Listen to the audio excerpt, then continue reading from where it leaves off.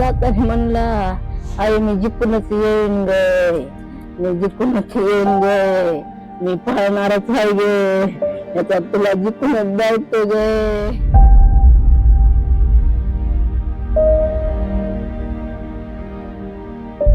आई मी जिंकूनच येणार. बीडला निघताना 26 वर्षांचा दीपक आईला एवढंच म्हणाला होता. त्या एका वाक्यामध्ये त्याची 2 वर्षाची मेहनत होती, कुटुंबाची आशा होती आणि गरिबीशी सुरू असलेली त्याची लढाई होती. परळी जवळच्या मांडेखेल गावचा दीपक, भूमिहीन कुटुंब, आई वडील ऊसतोड कामगार, काम नसताना वडील ट्रॅक्टरवर मजुरी करतात. पत्र्याच्या घरामध्ये राहणारं हे कुटुंब नुकतंच घरकुल मंजूर झाल्यामुळे थोडं सावरलं होतं, पण खरी उभारी मिळणार होती ती दीपक पोलीस झाला असता तर. गेल्या 2 वर्षांपासून तो पोलीस भरतीसाठी तयारी करत होता. धावणं असेल, व्यायाम असेल, आहार सांभाळणं असेल, सगळं शिस्तीमध्ये सुरू होतं. कारण त्याला ठाऊक होतं 174 जागांसाठी हजारो स्वप्न ही मैदानात उतरणार आहेत. बुधवारी बीड पोलीस मुख्यालयाच्या मैदानावर भरतीची प्रक्रिया सुरू झाली. 618 उमेदवार हजर होते.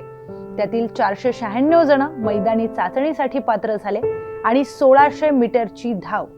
दीपकने ही धाव पूर्ण केली आणि त्यानंतर त्याने विश्रांती घेतली.